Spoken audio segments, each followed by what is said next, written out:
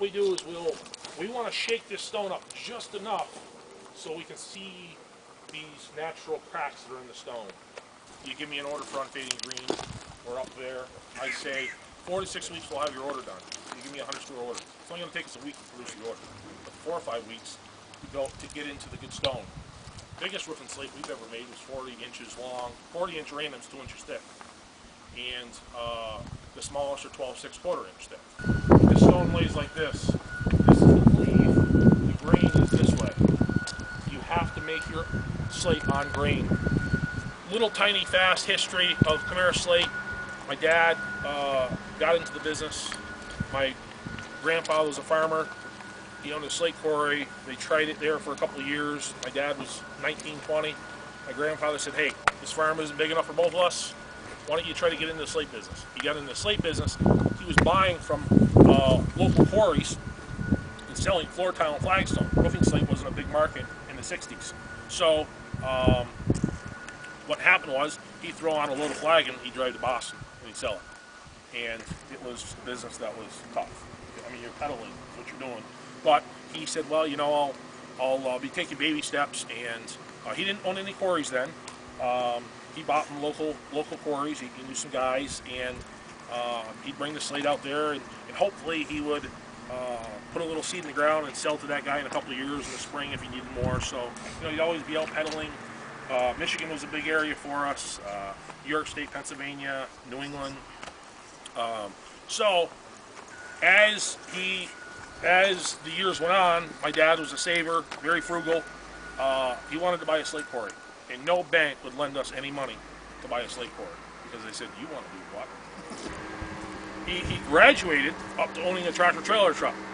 And what Dad would do, Dad was a lot of times in the 80s and late 70s, Dad was the go-to guy that when there was a load of slate that was late for a friendly competitor, a load of roofing, they would call Dad because Dad would be the only guy that would drive straight to Louisiana without a break. We feel that the best size slate you can go with is a 10 or 12 inch wide slate, 1812, 1810. We think that over time, that's going to be the longest lasting slate. Years ago, they made heavies, and they made heavies only out of the slate that wouldn't split to a #1 slate, which was 3/16 of an inch. How many roofs have you got into that's 60 years old, the slate's 3/4 to an inch, and you ring it and you say, this is the punkiest slate I've ever seen. Why is this slate garbage? This doesn't make sense. Well, it does make sense because years ago, that was a byproduct of the 3/16 of an inch slate. Everybody made their slate 3/16 of an inch. And often, when we're buying used slate, people will say, hey, I got a nice school down in Massachusetts or Connecticut, and it's graduated roof. You want that for used slate? I said, no. And they say, why not? I say, well, it's probably garbage. We make roofing slate, we make floor tile, and we make flagstone, those 3 groups. What is the wrong? When you get into a piece of slate and you're splitting it down, it won't split into quarter. It kind of rubs off, it runs off. And we don't force anything into quarter. If it doesn't make quarter, even though we have an order that the guy's there with a gun, we say, no, we're going to make 3/8 out of this. We're not going to force the stone. We're going to put it in the 3/8. We're going to put it on the bank. We'll sell it someday. People say to me often, they say, Sean, what does it cost per square to make your slate? And I say, you know, something I don't know. And they say, you've been in business 20 years, you don't know? In my business, production, 1 week it'll be 200 square, the next week it'll be 120. And the guys working hard inside. It's just the quality of stone that came to them. Not quality meaning it's a bad quality. There's 2 kinds of qualities. There's slate that's going to last 100 years, and then there's workmanship, or we say workmanship.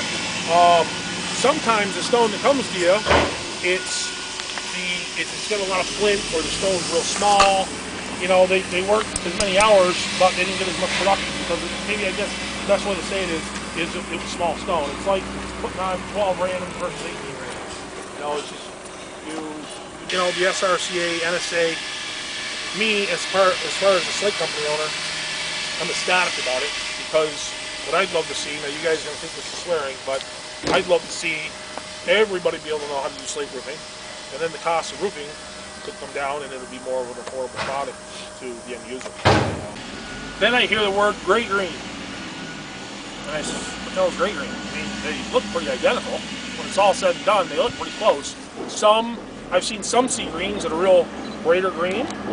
I've seen some sea greens that people call sea green that are a little bit grayer green. If you get into a 100-foot quarry, at the top of the quarry and the bottom, I don't care what color you are, it will change.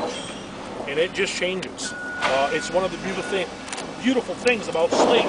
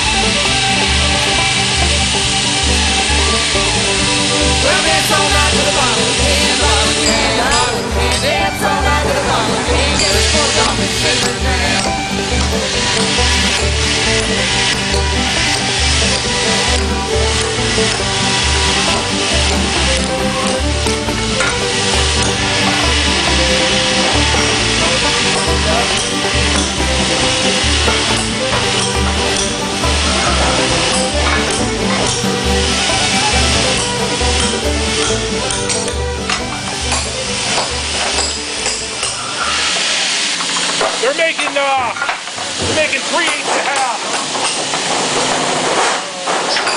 3 8 and a half. That's going to Utah. When you're splitting this stone, when you're splitting it, when you snap it, if it doesn't go all the way, never trace it. And what tracing it is you're putting your chisel here. I've been to a lot of mom and pop quarry businesses, and what they'll do is they split it here and it doesn't go all the way, it starts going off. So they'll come over here and they'll put the chisel here. What you're doing is you're starting another cleave. You're starting another cleave in the stone. And what happens is that when it goes to the trimmer will trim it, the puncher will punch it, and when it gets to the roofer, hopefully he'll catch it and ring it and say, this isn't ringing out. We can't put this on. It doesn't look bad, but we can't put this on. The reason you need your blocks real square is that if we want to trim an 1812, you have to make it 1913. If it's off square 1913, you're not going to make an 1812. You're going to make a 1612 or an 1810 or 11. That's not the size we want to make. We can still use it, we can still sell it, but it's not that's not the size we want to make for the order. So we bring them down here, we put them on that trimmer. What happens is there's little like saw blades. There's little saw blades that have got little diamond segments on them, and they hit into the slate comes through it, and it chops that edge to make the trimmed edge. Make that trimmed edge. It hits here, it goes into here, it hits a trigger right here, and then it brings it through that saw. When you punch a slate by hand, you gotta look at the slate. Boom, boom, punch it. You can look at the slate. You gotta look at the slate. If you don't look at the slate, there might be a little knot up here. When they let's say this is a pallet, the slates are all made, I take 10 pieces off, I put them in a drill press, they drill. I take 10 more, drill. Faster. If one of those slates are broken and it's drilling, the drill's not going to fall apart. Well, guess who's going to break for it? You guys. Okay? It's slower. You don't make out as well, but I think the product's better. There's really 3 kinds of semi-weathering slates. Usually if it says the word unfading in front of it, it won't ever turn. If it says semi-weathering, it'll turn 20 to 80%. If it says the word Vermont black, Vermont Malagray black, those are slates that the roof turns evenly or has a very small percentage that'll turn to buffs and browns. So there are quarries that turn really brown, and then there's some that turn mildly. So this is our finishing yard. This is our finishing yard, and I guess that's it. Bye.